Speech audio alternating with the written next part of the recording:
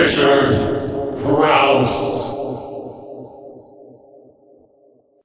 Well, as a viewer, too, you have to know that it's not shot from start to finish. It's shot in little fits, in out of order. Mm-hmm. So that on the same day, you could conceivably be doing part of the film that takes place in the beginning of the film and a part that takes place at the end of the film, and they could have two completely different tones. So as an actor, I guess, the trick is to trust the director enough that he is going to guide you so that all the pieces of the jigsaw puzzle will eventually fit together and make the final product. Yeah, that's really what the director is, kind of the guy who's got the karaoke heartbeat of the film, right, and says, "Oh no, you've jumped to the verse. Yeah. We're still on the chorus, Paul." Oh, okay. Yes.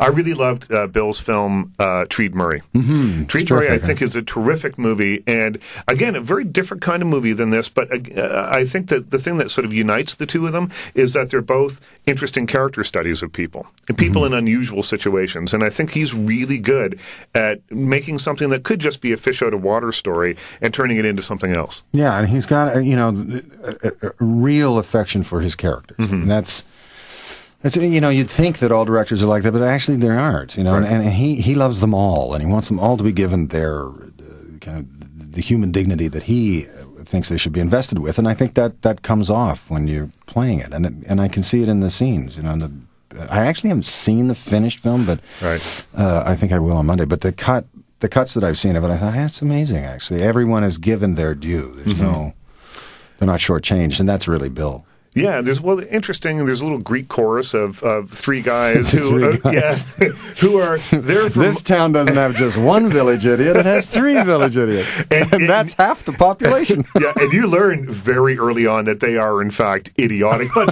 in a funny way, with some kind of... distinctive vocal tics. The one guy, anyway.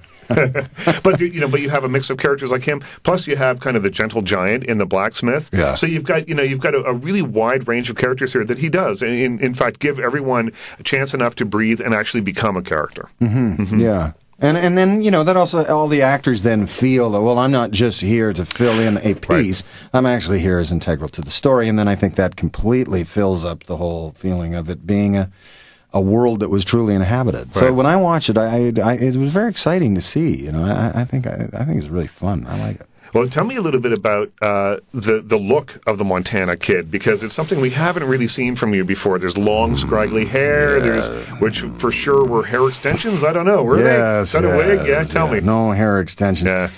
Yeah. Richard. There are those decisions you make every once in a while. That was just really stupid. I honestly, I woke up one morning and I thought, I think it's before I went out to BC to start getting, kind of organized to do the film, and I woke up thinking, I think he should have long hair. And I have no idea why that happened. But then I promptly got on the phone. I said, I think you should have long hair. I need to get someone set up to get extensions out there. When Bill said, really? Long hair? Why do you want to be Bill? It'll work. Just trust. And if it doesn't, we can just cut it.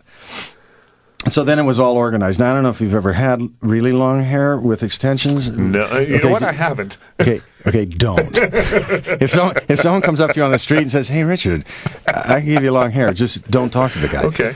So it takes about 112 hours to get them in, and they're applied largely with a nail gun. They're just driven straight into your skull.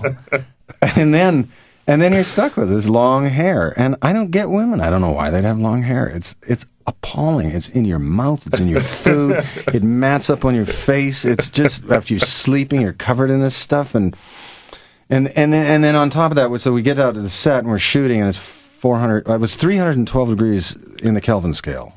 Honestly, 312 degrees. This is in BC where That's you shot, BC, right? 312.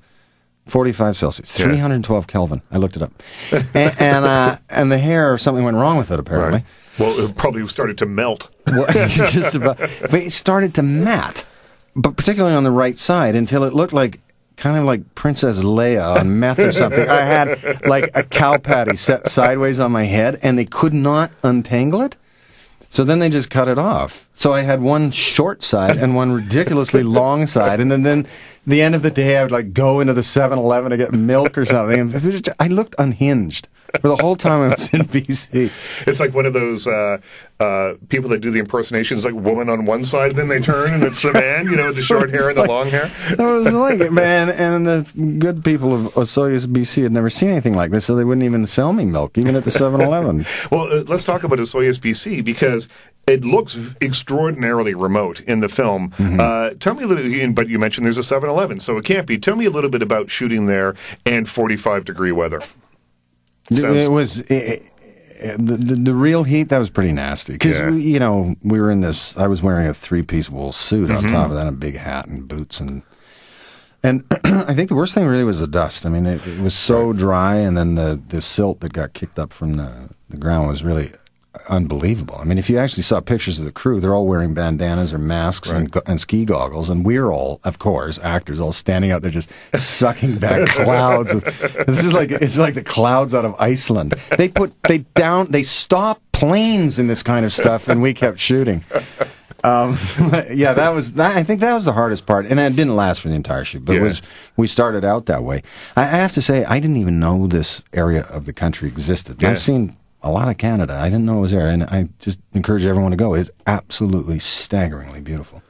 It's the northern edge of the Sonoran Desert that runs all the way down to California. Right. So it's right along the border with the U.S. and kind of halfway point, midway through the bottom of the Okanagan Valley. Right. And it was absolutely spectacular. And our set was about a half hour out of Osoyoos. And then we would have the base camp. And this was this is kind of a dream job. I'd get my horribly heavy clothes on, and then, but then I'd get on my horse and I would ride the 10 minutes up to the set. And you know how to ride, right? Yeah. You know this is something that comes naturally to you, right? Yeah, I didn't have to work on that. Right. And as it turns out, I didn't even have to work on spinning a Colt 45. I was born with it, apparently. Really? No. I had to really practice that. But, I've got it now. It's another skill I can put on the resume next to voodoo and typing, and I got Colt 45 manipulation. Well, it looks very cool in the film. It's one of those fun. things that I guess there are certain conventions of the Western that you have to have in there. You if have the to have the gunslinger gun. doesn't twirl a gun, he's not a gunslinger. He's not a gunslinger. No, he's a pretender. Richard Crouse.